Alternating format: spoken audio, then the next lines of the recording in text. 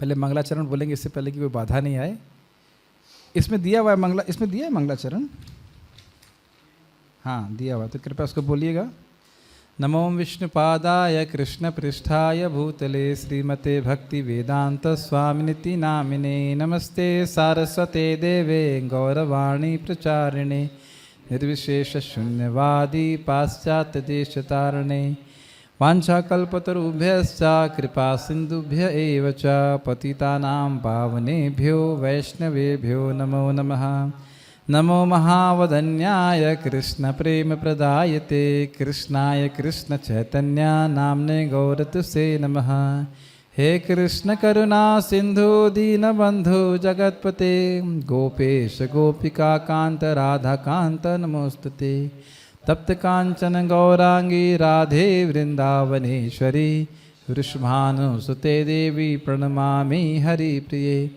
जय श्री कृष्ण चैतन्य प्रभु नित्यानंद श्री अद्वैत गदाधर श्रीवासदि गौर भक्त वृंद। हरे कृष्णा कृष्णा कृष्णा हरे हरे, हरे राम राम राम हरे हरे।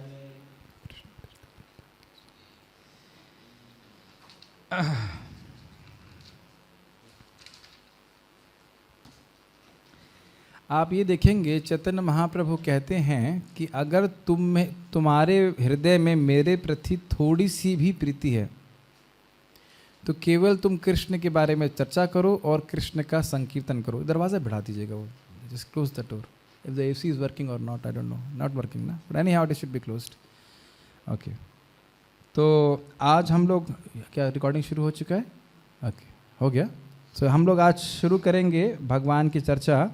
हाँ, मैं ये बोल रहा था कि भगवान कृष्ण भी बोलते हैं कि जो स्वरूप सिद्धा भक्ति में लगे हैं उनका मुख्य लक्षण है कथयन्तश्च माम नित्य तुष्यन्ति च रमन्ति च।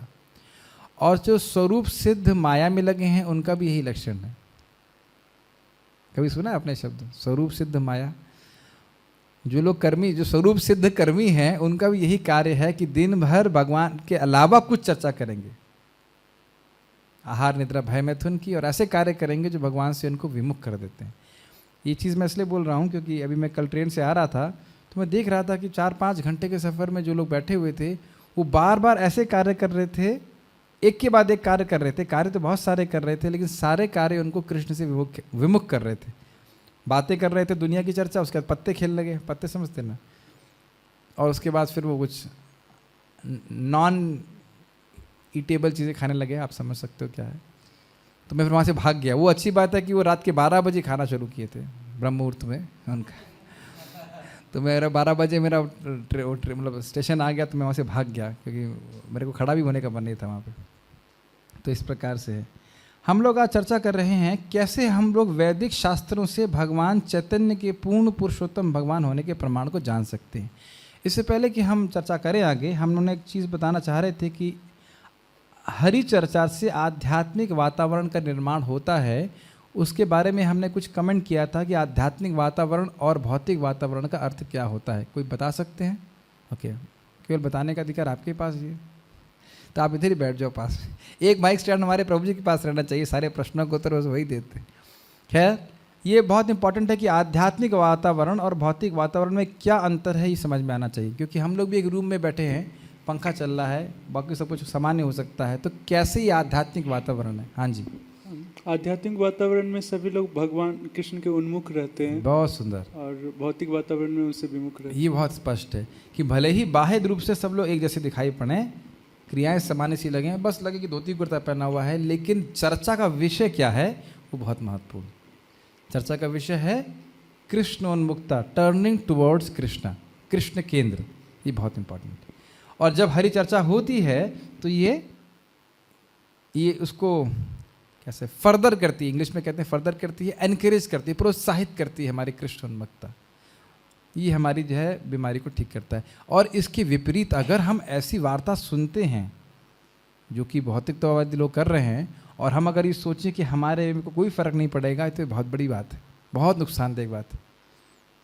जैसे ट्रेन में भी हम बैठे हैं और दुनिया के लोगों की बातें सुनते रहें तो वो भी हमारे कान में जाकर के हमारी कृष्ण के प्रति जो विमुखता है उसको बढ़ा देगी।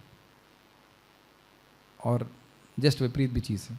ठीक है, तो पहले श्लोक को देखिए। अथर्ववेद में परम पुरुष कहते हैं, इत्थोहम कृत संन्यासो, बोलिए,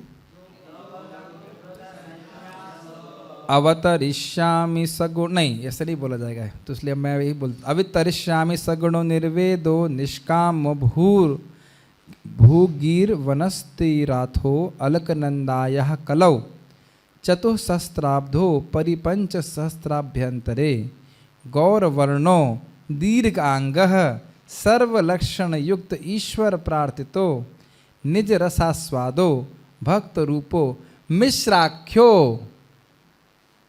विदित योगस्यामः। आप देखेंगे शब्दों से क्लियर हो रहा है कि कहाँ कहाँ हुए थे। ठीक है, मैं कलयुग के 4000 वर्ष बीत जाने के बाद और 5000 वर्ष बीतने के पहले पृथ्वी पर अवतरित होऊंगा।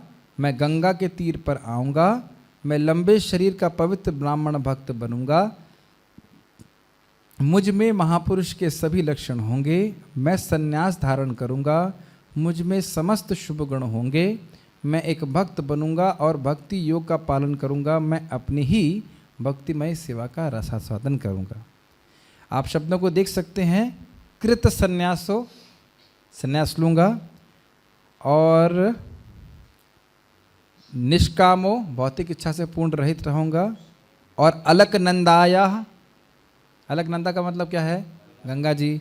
कलौ मतलब कलयुग में, चतुस्सहस्त्राब्धो, सहस्त्र मतलब 1000 यानी 4000 वर्ष के बाद, और उसके बाद परिपंच सहस्त्राभ्य अंतरे अर्थात 5000 वर्षों के पहले, एकदम स्पष्ट है। गौरवर्णो मतलब गोरे रंग वाला है। दीर्घ आंग मतलब, दीर्घ मतलब क्या होता है? लंबे, भगवान के हाथ पांव सब लंबे थे ना। सर्व लक्षण युक्त ईश्वर, यानी कि ईश्वर के जो लक्षण एक व्यक्ति में होने चाहिए वो सब हैं। इस संबंध में सार्वभौम भट्टाचार्य को गोपीनाथ पटनायक कहते हैं, गोपीनाथ आचार्य कहते हैं कि तुम चैतन्य महाप्रभु साक्षात भगवान हैं। तो कहते हैं कि क्या प्रमाण है कि भगवान है? तो उन्होंने बोला कि देखिए, ईश्वर के सारे लक्षण आप जानते हो कि हैं, कि ईश्वर जो व्यक्ति अवतार है उसके शरीर में क्या लक्षण होने चाहिए वो आप जानते हो, शास्त्रविद हो, और आप चैतन्य महाप्रभु में देख भी रहे हो, फिर भी आप स्वीकार नहीं कर रहे हो। तो आश्चर्य की बात है ना। लेकिन इसका अर्थ ये है कि ऐसा नहीं है हम किसी को भी स्वीकार कर लें। कोई व्यक्ति बहुत मोटा है यहाँ से और वृद्ध हो रहा है, तो क्या वो भगवान है? समझ गए ना? इस पे लिखा है ना, दीर्घ, उसका दीर्घ नहीं, उसका मोटा अंग है, ऐसा कहना चाहिए। ठीक है कि नहीं? और वो अगर भोगी बहुत है, उसकी बहुत सारी पत्नी, मतलब पत्नियाँ नहीं कहना चाहिए, गर्लफ्रेंड्स हैं, तो वो कलयुग में नहीं हो सकता है। ऑब्वियसली मैं कृष्ण की बात नहीं कर रहा हूँ। ठीक है, ठीक है। तो आप ये देख सकते हैं कि ये श्लोक कितना सुंदर है याद करने के लिए। अब दिक्कत ये है कि इसको गाया कैसे जाए। तो गा करके हम लोग याद कर लेते तो धड़ाक से बोल सकते हैं। देखिए अथर्ववेद में ये लिखा हुआ है। कुछ लोग पुराण को नहीं मानते हैं, वेद को मानते हैं, तो वेद में स्पष्ट लिखा हुआ है अथर्ववेद से। अथर्ववेद जहाँ तक मैं समझता हूँ सबसे पहला वेद वही था, उसी को यजुर्वेद था, हाँ, उसको अलग किया गया। तो अथर्ववेद किसी काम का नहीं ना। नहीं, हाँ, तो अथर्ववेद में भगवान की ऋचाएँ हैं, भगवान स्पष्ट बोल रहे हैं। तब ये देख सकते हैं कि ये श्लोक भक्तों ने बिल्कुल ढूंढ के निकाला है ताकि हम लोग महाप्रभु के बारे में जान सकें। हाँ जी, श्लोक नंबर आपको भक्तों से पूछना पड़ेगा। आप आचार्य गुराम प्रभु को कॉल कर लीजिएगा। बहुत बार देखिए आचार्य लोग भी नहीं देते हैं, भक्ति संदर्भ में भी कोट नहीं करते हैं कि कौन सा नंबर का श्लोक है। और भक्ति रसामृत सिंधु में भी वो बोलेंगे यथा पंचमे। अब पंचमा अध्याय 5.7.31 वो नहीं करते, सीधे रूप गोस्वामी बोलते हैं यथा पंचमे यथा स्कंदे। पंचमे मतलब पांचवा किसका? अर्थात आप जो व्यक्ति समझ रहा है वो समझ सकता है कि ये 5वें स्कंद की बात हो रही श्रीमद् भागवतम से। तो पहले से रूप गोस्वामी मान के चल रहे हैं कि भक्ति रसामृत सिंधु पढ़ रहा है तो जानता है कि भागवत क्या है। यथा पंचमे मतलब कहाँ पे? 5 नंबर की बिल्डिंग में ना, क्या समझ रहे हैं? तो पंचमे का अर्थ है भागवत के 5वें इसमें से। गरुड़ पुराण में श्री भगवान कहते हैं, जरा पढ़िए। चलिए तो हम पढ़ सकते हैं। अहम पूर्णो भविष्यामि युग संध्यो विशेषतः मायापुरे नवद्वीपे भविष्यामि शचीसुतः। ये सारे श्लोक हम लोग को याद कर लेने चाहिए एक्चुअली। कितना अमेजिंग है ना। मैं नवद्वीप मायापुर में शची के पुत्र के रूप में जन्म लूँगा। मैं अपने पूर्ण आध्यात्मिक रूप में कलयुग के प्रथम चरण में आऊँगा। देखिए एक बहुत इंपॉर्टेंट बात है। प्रताप रुद्र महाराज सार्वभौम भट्टाचार्य से सुनते हैं कि चैतन्य महाप्रभु भगवान है, क्योंकि महाप्रभु ने तो स्पष्ट दिखाया था सार्वभौम भट्टाचार्य को। तो एक बार रथ यात्रा में महाप्रभु जब नृत्य कर रहे थे, करते करते वो जमीन पे लौट गए तो उनके शरीर पे धूल लग गई और मुख से लार आ रही थी। लार समझते ना। तो प्रताप रुद्र को थोड़ा संदेह हो गया, ये भगवान है, जमीन पे लौट रहे हैं और मुख से इनके थूक आ रही है, लार आ रही है, इनको अपनी सुध बुध नहीं है। तो उस दिन रात में स्वप्न आता है। स्वप्न में जगन्नाथ जी के उनका दर्शन होता है और जगन्नाथ जी के शरीर पे बालू सब धूल रहता है और हल्का सा लार बाहर आ रहा होता है। और फिर जगन्नाथ जी से चैतन्य महाप्रभु बाहर आ रहे होते हैं और फिर ये उनका आलिंगन करने के लिए जा रहे होते हैं। तो महाप्रभु कहते हैं नहीं नहीं नहीं, मुझको मत छू। उसी तरह से थे, धूल दूसरे थे और उनके मुंह से लार आ रही थी, मुझको मत छू, मैं तो अपवित्र हूँ। तो वो समझ गए कि महाप्रभु क्या कहना चाहते हैं। अर्थात बाह्य दृष्टि से हम भगवान को भगवान नहीं समझ सकते हैं, हमें शास्त्र के आधार पर स्वीकार करना पड़ेगा। इसी कारण से बहुत से लोग गौरनिताई जी के ऑल्टर के सामने भीड़ नहीं लगाते, क्योंकि और प्रभुपाद जी ने इस मंदिर की स्थापना इसीलिए करी थी ताकि हम लोग कृष्ण हॉल में बढ़िया से प्रसाद पाएं, हैं, यही कारण था।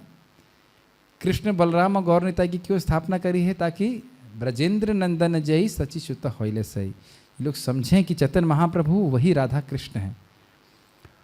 परम पूज्य कदम कानन महाराज बोलते हैं कि पहले वो कृष्ण बलराम और राधा श्याम सुंदर के बीच में खड़े होते थे। आप अगर ऐसा खड़े हों तो दोनों के दर्शन होते हैं। तो बोले अब मैं गौरनिताई और कृष्ण बलराम के बीच में खड़ा होता हूँ, क्योंकि मैं समझता हूँ कि यहाँ कृपा अवेलेबल है।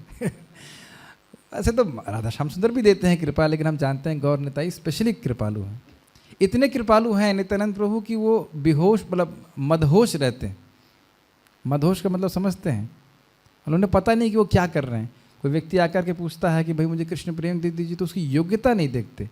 परम पूज्य सच्चिदानंद महाराज बता रहे थे कि यूरोप में वो थे, तो जब वो बच्चे थे तो एक कोई नाम था टॉम या कोई नाम का व्यक्ति था, वो शराब पिया रहता था। तो उसके बाद बहुत पैसे रहते थे। तो कोई भी व्यक्ति कोई योग्यता हो या नहीं हो उनके पास आता था, पैसे मांगता था, वो पैसे दे देता था। क्यों? एक तो होश नहीं है और उसके पास पैसे हैं। पैसे नहीं होंगे तो होश होने पे भी नहीं दे पाएगा।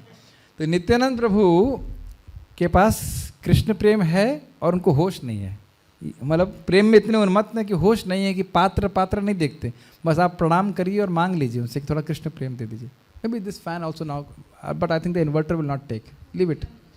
No it's okay, no problem. मुझे आ रही है हवा, मैं बेहोश नहीं हो रहा, खबर पिघलूंगा नहीं। तो आप ये देखिए कि स्पष्ट है श्लोक से कि सच्ची माता के गर्भ से भगवान चैतन्य महाप्रभु प्रकट होंगे। तो हमारी इन शास्त्रों के द्वारा रहने दीजिए, ऑफ हो जाएगा, वो ज़्यादा नुकसान हो जाएगा। तो हम ये सब क्यों सीख रहे हैं? आपको समझ में आया? हम ये सारे शास्त्रों के वचन क्यों सीख रहे हैं चैतन्य महाप्रभु के बारे में? बस लोगों को बता सकें। माइक पे बोलिए, अपनी श्रद्धा दृढ़ है। हाँ, देखिए हमने पहले भी चर्चा किया था, हमारा परम सौभाग्य है अगर हम लोग शास्त्रीय श्रद्धा के अनुसार जीवन यापन करें। यह शास्त्र मुधि मुत्सर्ज्य वर्तते कामकारतः न सिद्धिम अवापनोति न सुखम पराम गतिम। जो व्यक्ति शास्त्र के वचनों को त्याग देता है तो उसको सिद्धि प्राप्त नहीं होती है, पराम गति प्राप्त नहीं होती है। तो यानी जो शास्त्र के वचन को पालन करेगा उसे क्या मिलेगा? सिद्धि मिलेगी और परम गति प्राप्त हो। लेकिन साधक का अर्थ क्या है? सिद्धि मिले या ना मिले, शास्त्र के वचन पर श्रद्धा रख करके पूजा करता है, सेवा करता है।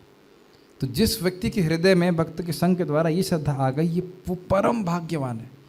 क्योंकि बाह्य दृष्टि से क्या हो रहा है उससे कोई फर्क नहीं पड़ता। जीवन में सुख आ रहा है, दुख आ रहा है, हर परिस्थिति में वो कृष्ण की सेवा करेंगे और ये आएंगे।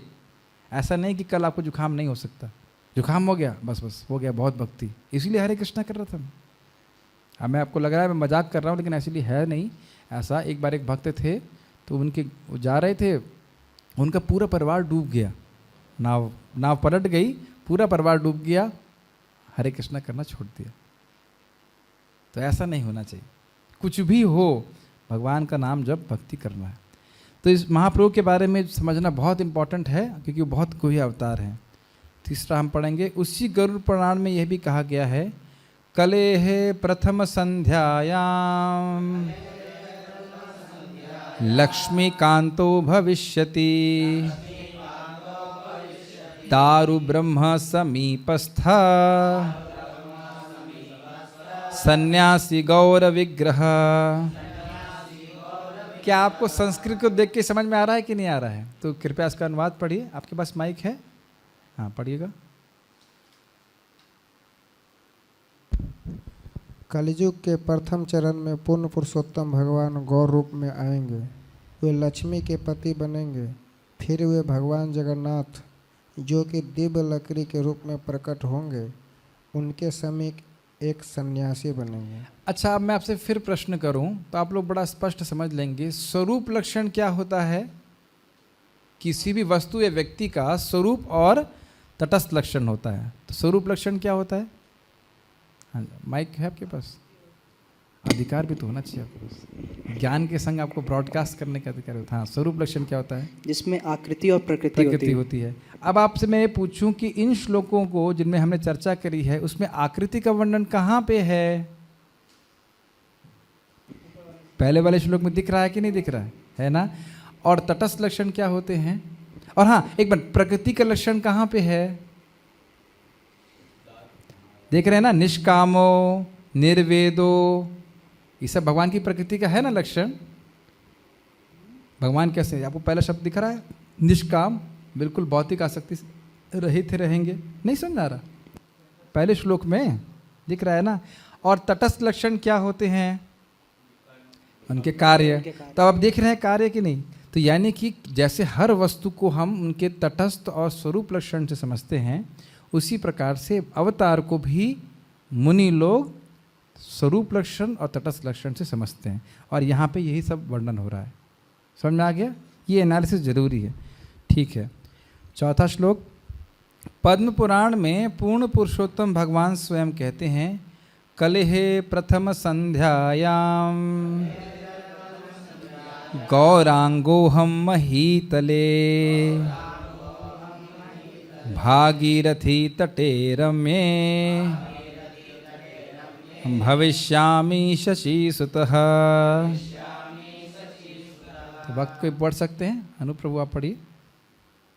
कलियुग की प्रथम संध्या में मैं धरती पर गंगा के तट पर स्थित एक रमणीय स्थल पर अवतरित होऊंगा। मैं सची देवी का पुत्र बनूंगा और मेरा वर्ण गौर होगा। अब आप ये बताइए कि जब गरुड़ पुराण से बोल दिया गया, अथर्ववेद से बोल दिया गया, तो पद्म पुराण से बोलने की क्या जरूरत है? माइक दे सकते हैं उनको? ये बहुत ही इम्पोर्टेंट बात है। वही बात ऑलमोस्ट सेम दिख रहा है ना, वही बात अलग अलग पुराण से बोलने की क्या जरूरत है? हाँ, ऑन करिए। यस, किसी बात को जब बार बार बोला जाता है तो वो हमारे हृदय में धंसता है। यस, बार बार होता है और अलग अलग जगहों से सुनते हैं। एक कोई व्यक्ति बोले, आपका हर इस्कॉन का व्यक्ति एक ही बात बोलता है कि कृष्ण भगवान है। इसीलिए जब अलग अलग साधुओं से बार बार वही बात सुनते हैं तो फिर हमारे हृदय में श्रद्धा दृढ़ हो जाती है। जैसे आप कभी रास्ता पूछने जाओ तो उनसे पूछो, भाई साहब उधर का रास्ता कहाँ है, सीधे चले जाइए, तो हमें विश्वास नहीं होता है, फिर हम दूसरे व्यक्ति से पूछते हैं। भारत में वैसे भी 3 लोगों से जरूर पूछना चाहिए। कोई बोलेगा 3 किलोमीटर है, कोई बोलेगा 5 किलोमीटर है, कोई बोलेगा 8 किलोमीटर है। हम लोग कल गए थे प्रचार में, बस वो गांव 5 किलोमीटर है। जब गाड़ी में देखा तो 10 किलोमीटर है, और कोई बोलता 8 किलोमीटर है, कोई बोलता 4 किलोमीटर है। लेकिन बार बार जब हम सुनते हैं अन्य लोगों से तो फिर हमारा विश्वास हो जाता है। भगवत गीता में कोई श्लोक याद आ रहा है? असितो देवलो व्यास स्वयं चैव ब्रवीष्य में। आप परब्रह्म हैं, अर्जुन बोल रहे हैं कृष्ण को, आप परब्रह्म हैं, भगवान है, ऐसा मैंने असित ऋषि से सुना, देवल से सुना, नारद से सुना, और आप भी बोल रहे हैं। तो ये बहुत इंपॉर्टेंट बात है कि हमारी श्रद्धा को दृढ़ होती है जब हम अलग अलग शास्त्रों से एक ही बात सुनते हैं, अच्छा यही है ऐसे करके। क्योंकि देखिए, आध्यात्मिक सत्य को हम अभी प्रत्यक्ष अनुभव नहीं कर रहे हैं, तो शास्त्र से जब हम बार बार सुनते हैं तो फिर हम स्वीकार कर लेते हैं। ठीक है, तो ये तो हमने पढ़ लिया। 5वां है वायु पुराण से। वायु पुराण में पूर्ण पुरुषोत्तम भगवान कहते हैं पौर्णमास्यम फाल्गुनस्य फाल्गुनी रक्षयोगतः भविष्ये गौररूपेण शचीगर्भे पुरंदरात्। मैं फाल्गुन मास में जब फाल्गुनी नक्षत्र और पूर्णिमा का योग होगा तब अवतार लूँगा। मैं पुरंदर मिश्र के घर शची के गर्भ से गौर रूप में अवतरित होऊंगा। समझाने की जरूरत नहीं है, लेकिन आप जानते हैं कि गौर पूर्णिमा का वर्णन हो रहा है। अब आप ये हाथ खड़ा करके बताइएगा, इनमें से कौन सा श्लोक आप सुने हैं आज तक? 8-10 साल से भक्ति कर रहे हैं ना, कोई सुना है ये श्लोक आज तक? तो अभी देख सकते हैं कितना हमारे प्रचार के लिए और हमारे खुद की श्रद्धा के लिए बड़ा ज़बरदस्त है। चर्चा करें। हाँ हाँ हाँ, पुरंदर मिश्र उनका नाम। हाँ पुरंदर नाम, हाँ पुरंदर मिश्र। जगन्नाथ मिश्र और पुरंदर भी होगा, तभी इसमें लिखा है, हम डिटेल देख सकते हैं। चर्चा करें। चैतन्य महाप्रभु द्वारा बताई गई कृष्ण भक्ति के विधि और अन्य द्वारा बताई गई विधि में क्या अंतर है? ये अच्छा बात है। चैतन्य महाप्रभु जिस प्रकार से कृष्ण भक्ति की विधि बता रहे हैं और अन्य लोगों की विधि में क्या अंतर है? ओ इतना तेज नहीं करिए प्लीज। हाँ हाँ, महाप्रभु क्या विधि बताए हैं भक्ति करने की? नहीं पता, सब चुप हो गए ऐसा। हाँ। संकीर्तन, संकीर्तन का अर्थ क्या है? संकीर्तन का अर्थ है अच्छे से रूम बंद करके अकेले अकेले मृदंग बजा बजा के कीर्तन करना। क्या ये सही है? नहीं, गलत। सम्यक कीर्तन। हाँ, सब लोग अच्छे तरह से आकर कीर्तन करें। और ये भी ये भागवतम के पहले श्लोक में ही बताया गया है। सत्यम परम धीमहि। धीमहि का अर्थ है मैं ध्यान करता हूँ। क्या ये सही है? हम ध्यान करते हैं। ये नहीं है कि अकेले अकेले भक्ति कर लें। बहुत लोग आपको ऐसा बोलेंगे, अरे भाई तुम हरे कृष्णा कर रहे हो, दूसरों को बताने की क्या जरूरत है? क्योंकि भागवतम के पहले श्लोक में बोला गया है धीमहि। हम सब लोग परिवार लेकर के, समाज लेकर के सब लोग भगवान वासुदेव कृष्ण का ध्यान करें। ठीक है। और क्या गुण आप देखते हैं भगवान चैतन्य महाप्रभु की विधि में, संकीर्तन आंदोलन में क्या स्पेशल देखते हैं? आप मेरे ख्याल से फ़ैन को चलते रहने दें, बस एक फ़ैन चलते रहने दीजिए, परेशान मत होइए, वो डिस्टर्बेंस होगा। बहुत लंबी क्लास नहीं हो रही, बस फिनिश ही कर रहे हैं। और संकीर्तन में क्या एडवांटेज देखते हैं आप? ध्यान अरे नहीं भाई हाँ बोलिए। हाँ, महाप्रभु के संकीर्तन में पात्र और कुपात्र किसी को ध्यान नहीं दिया जाता। पात्रता और कुपात्रता नहीं देखते, अपितु अगर आप अपने आप को अयोग्य मानते हैं तो ये आपकी सर्वश्रेष्ठ योग्यता है। अगर हम अपने आप को योग्य मानते हैं तो ये हमारी योग्यता नहीं है। समझ में आ गया ना? अगर नम्रता का भाव है, जितना नम्रता का भाव बढ़ेगा उतना और कृपा प्राप्त होगी महाप्रभु की, ये तो स्पष्ट है। और क्या चीज़ है आप ये देख सकते हैं, इसमें ज्ञान की भी बहुत आवश्यकता नहीं है। इन द सेंस छोटा बच्चा भी कीर्तन में नृत्य कर सकता है और कृष्ण प्रेम को प्राप्त हो सकता है। छोटा बच्चा एकदम 5 साल का बच्चा क्या समझेगा? और माँ के गर्भ में भी हो तो माँ अगर हरे कृष्णा कर रही है तो उस बच्चे को लाभ होता है। दूसरा, क्या पेड़ भक्ति कर सकते हैं? नहीं कर सकते, लेकिन जब भक्त लोग उच्च संकीर्तन करते हैं तो पेड़ों को भी लाभ होता है। यहाँ पे उपस्थित जितने भी कीड़े मकोड़े हैं जिनको हम नहीं भी देखते, हमारे शरीर में जो बैक्टीरिया हैं, उन सबको लाभ प्राप्त होता है संकीर्तन के द्वारा। तो कितना उदार है ये, आप समझ रहे हैं ना? उदारता। अगर कोई शूद्र हरे कृष्णा बोलता है और कोई ब्राह्मण हरे कृष्णा बोलता है तो दोनों में से किसको अधिक लाभ होगा? समझ गए ना? आप बोले शूद्र, नहीं, दोनों को बराबर लाभ होगा। ये मिस्टेक है। शूद्र हो या ब्राह्मण हो, सबको बराबर लाभ होगा। जिस प्रकार से ब्राह्मण अग्नि में हाथ डालेगा तो उसे क्या कम जलाएगी अग्नि? दोनों को बराबर जलाएगी। तो ये बहुत बड़ा लाभ है। और हम ये देखते भी हैं कि महाप्रभु के पार्षद शूद्र जन, महाप्रभु के सबसे अंतरंग पार्षद शूद्र जाति से थे। कौन से थे? हाँ, ये भी सही है। और साउथ इंडियन भक्त बताइए, मैं हिंट दे रहा हूँ। वो आप साउथ इंडिया से हैं? हाँ, आप हैं वैसे बेंगलोर से आए लेकिन साउथ साउथ इंडिया में कार्य करने वाले कौन से भक्त थे जो महाप्रभु के सबसे अंतरंग पार्षद थे पुरी में? चलिए, रामानंद राय। यस, तो है ना, वो शूद्र जाति में पैदा हुए थे ना, तो आप देख लीजिए सबसे अंतरंग पार्षद। तो ये शूद्र और ब्राह्मण का कोई उसमें मतलब नहीं, ठीक है। और क्या फ़ायदा है महाप्रभु के मिशन में? मालूम होना चाहिए, तभी तो मिशन को छोड़ेंगे नहीं। हाँ, आचरण भी है, प्रचार भी है। जैसे हमारे एक भक्त हमारे सामने बैठे हुए केशव प्रभु बोले कि दूसरे आश्रम में गए थे तो 6 बजे उठने वाले, जब 6 बजे उठ रहे थे तो बोले थे इतनी जल्दी क्यों उठ रहे हो?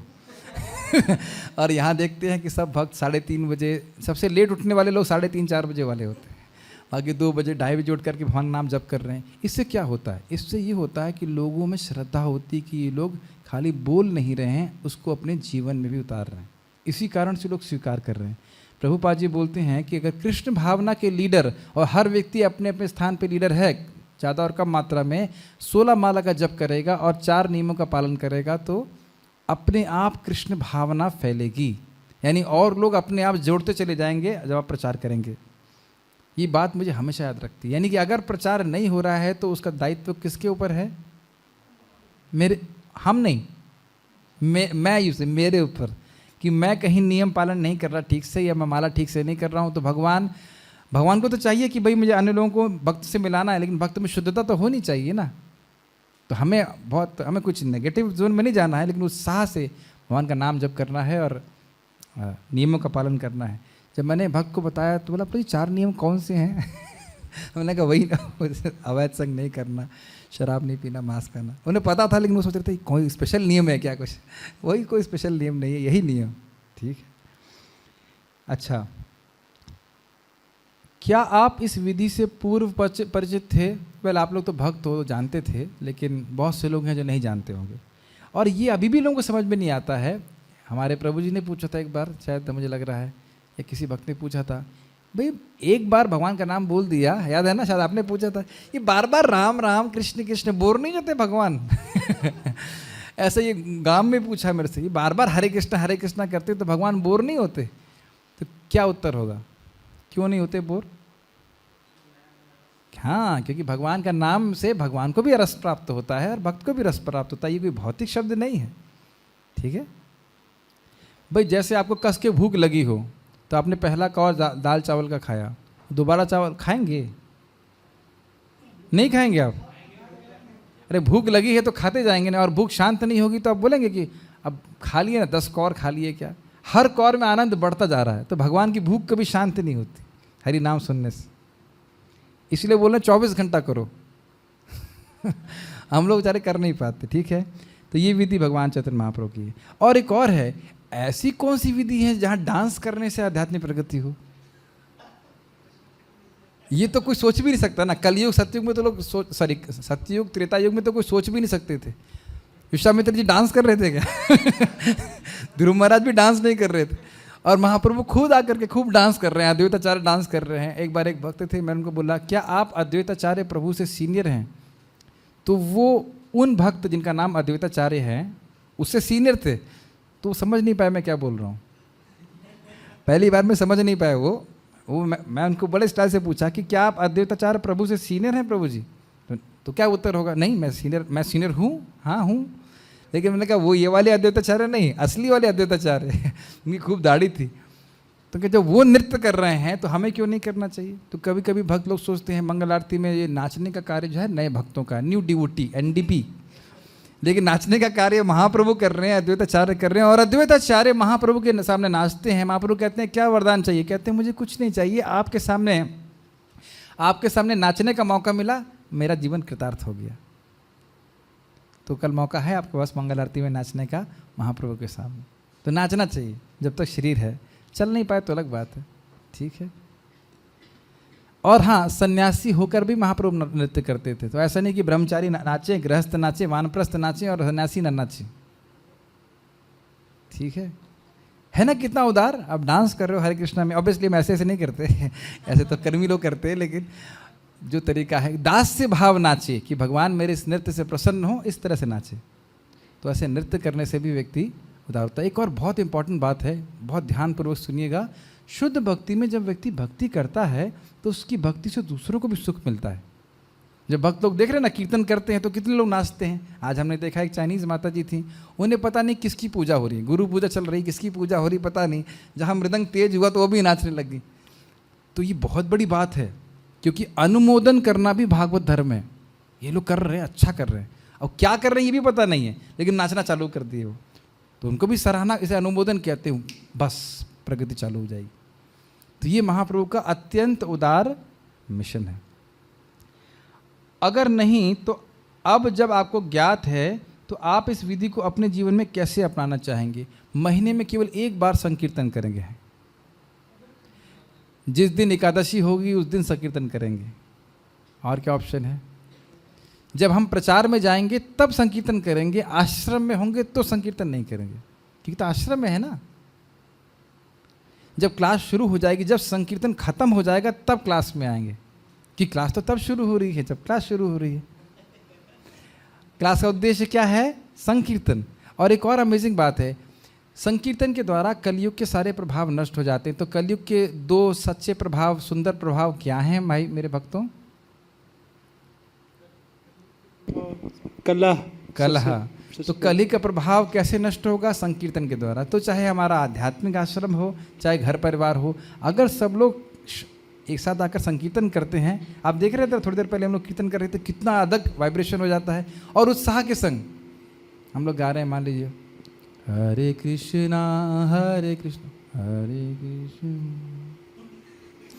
जैसे लग रहा है कि कोई पिन मार रहा है। या फिर कभी कभी मैंने देखा, हम लोग एक भक्त के घर में कीर्तन गए, हमारे कीर्तन कर रहे थे, तो वो भक्त किताब पढ़ने लग गए। उनको बोलो जब भूख लगती है और प्रसादम बट रहा होगा तब भी करोगे ये काम? कितने लोग करते हैं जरा बताइए? एकादशी वाले दिन 1 बजे कोई किताब पढ़ेगा बैठ करके जब प्रसादम बट रहा हो? तो हम लोग इस प्रकार से जब कीर्तन होता है तो सोचते हैं कि ये थोड़ा किताब पढ़ लेता हूँ। जैसे आप लोग जप करते हैं, कल भी हम लोग कीर्तन करेंगे, वैसे कीर्तन कीजिए, मतलब सोते हुए नहीं। जैसे हम अपने मन को एकाग्र करने का प्रयास करते हैं जप में, वैसे ही अपने मन को वापस हरे कृष्ण मंत्र की ध्वनि पे लेके आइए जब कीर्तन हो रहा है। केवल म्यूजिक ही नहीं, हरि नाम की ध्वनि पे, और अब देखिए कि हृदय में एकदम से परिवर्तन होना चालू हो जाएगा। ठीक है? तो यानी हमें रोज करना है, जैसे हम लोग रोज खाते हैं पीते हैं, ऐसे करना। ओके। अज्ञानियों के बीच प्रचार करें, पढ़िएगा उसको, जिन कोई भी इसके पास भी माइक है पढ़ लीजिए। माया के गुणों से मोहग्रस्त होने पर अज्ञानी पुरुष पूर्णतया भौतिक कार्यों में संलग्न रहकर उनमें आसक्त हो जाते हैं। एक आपने सुंदर बात देखी इसमें, भौतिकतावादी लोग आसक्त कैसे होते हैं? माया के गुण में मोहग्रस्त होने से। नहीं पकड़े आप लोग?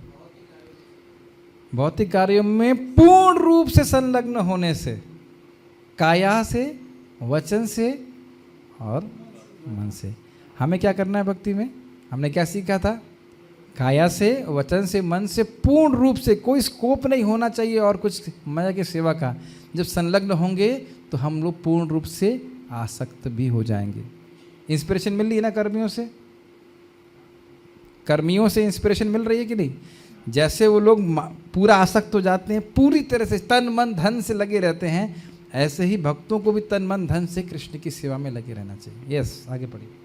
यद्यपि उनके ये कार्य उनमें ज्ञान भाव के कारण अधम होते हैं, किंतु ज्ञानी को चाहिए कि उन्हें विचलित ना करे।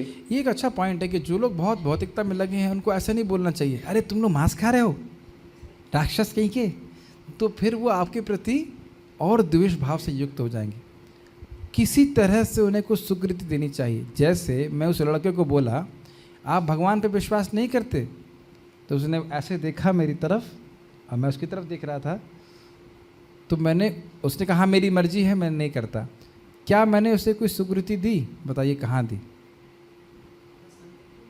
मेरा संग तो प्राप्त नहीं किया उसने, क्योंकि मेरी बात स्वीकार नहीं करी। सोचिए, इस प्रसाद नहीं दिलाया मैंने, इस तिलक को देखने से 60,000 जन्मों के पाप नष्ट हो जाते हैं। समझ रहे ना? तो उसने, अगर मैं मुझसे बात नहीं करता तो मेरी तरफ देखता भी नहीं ना, तो उसने देखा और तिलक देखा मेरा। तो कभी कभी भक्त लोग कहते हैं हम तिलक लगाते हैं, तो भक्त लोग हंसते हैं। कब हंसते हैं? भक्त नहीं, सॉरी, बाहर के लोग। कब हंसते हैं? जब वो तिलक को देखते हैं। समझ रहे हैं ना? तो तिलक को देखने से तो वो हंसेंगे ना, हंसेंगे चाहे कुछ भी करेंगे, लेकिन तिलक देखेंगे तो उनका उद्धार हो जाएगा। आपको बोलेंगे ये देखो आ गए हरे कृष्ण वाले, तो आ गए हैं कौन? हरे कृष्ण वाले। तो हरे कृष्ण वाले बोलेंगे तो उनका उद्धार हो जाएगा। ये है। तो हमारा वेशभूषा और सब कुछ भी दूसरों के उद्धार के लिए होनी चाहिए। भले वो भक्ति ना कर सके, कम से कम ऐसे भक्तों को देखेंगे। आप में से कितने लोगों ने इस तिलकधारी भक्तों को इस्कॉन में आने से पहले किसी को देखा था? आपने देखा था? इस्कॉन के डिवोटी को देखा होगा आपने। हाँ, मैंने तो कभी देखा भी नहीं था कि ऐसे तिलक हो सकता है, कभी नहीं देखा मैंने। तो आपको बड़ा आश्चर्य लगेगा। हाँ, आप लोग ये शायद देख सकते हैं, लेकिन ये तिलक गौड़ीय वैष्णव तिलक नहीं दिखाई पड़ा होगा। ठीक है, तो ये भी बहुत बड़ा सुकृति भक्तों का। वैकुंठ प्रिय दर्शनम, जो भगवान को प्रिय हैं ऐसे भक्तों को देखना भी। आगे बढ़िए।